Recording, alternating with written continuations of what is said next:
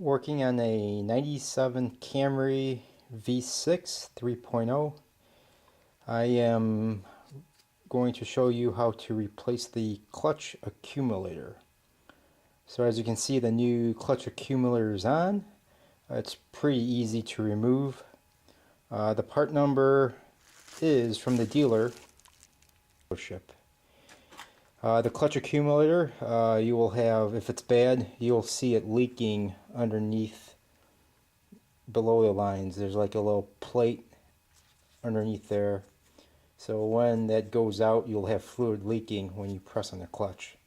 And your clutch pedal will be soft, or it'll just go to the floor and it will not come back up. To take it off is pretty easy. It's right on top of the transmission. This is facing the driver's side. So you want to take off the air box assembly along with the air tube. Try to focus on this here.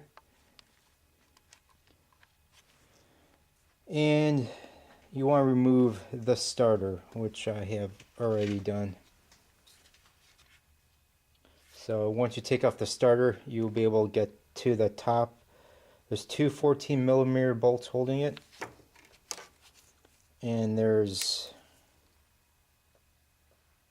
a 12mm nut on the side of the plate. Before you take off those two bolts, you want to loosen and remove the lines. The bolts are 10mm. Make sure you use a flare wrench.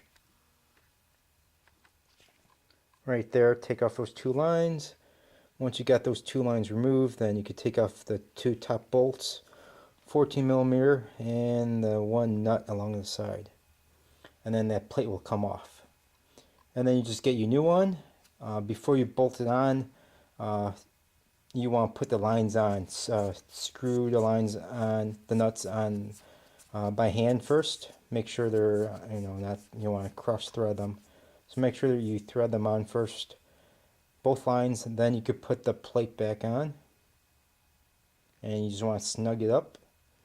And then that's pretty much it. And you just put everything back together, bleed the clutch, and it will be like new.